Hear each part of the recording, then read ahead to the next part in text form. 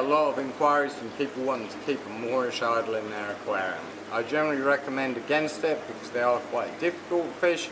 They're often regarded as one of the most difficult fish in the marine aquarium hobby, and I wouldn't go quite that far. There are certainly a lot of other butterflies and some deep water angels, etc. that are far more difficult to keep in a Moorish idol.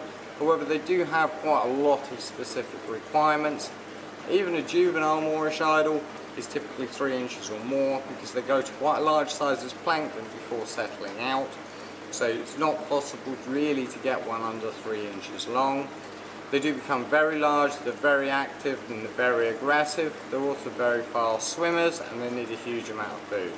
So I'd recommend them only for the more experienced reef keeper, certainly someone who's kept marines for several years and has already successfully kept some of the other more difficult species for long term without problems. If you do want to get a Moorish idol, I'd say the minimum tank size is 1,000 litres, and ideally you want to be looking at something nearer to 2,000 litres.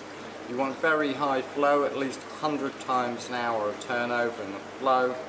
The Moorish idols are best kept singly unless your aquarium is extremely large in the 3,000 or 4,000 litre range. And that 1,000 litre minimum applies to even the tiniest of juveniles. So they really do need a lot of space. Care needs to be taken not to mix them with anything else that is stripy, such as fox faces or copper band butterflies, because the Moorish idols may live peacefully with them for a while, but often in the end turn suddenly and kill their tank mates. Give them a huge amount of space, huge amount of flow and a huge amount of open water, and I'd recommend a minimum of 4 feeds a day and preferably 6 to 10 if you can.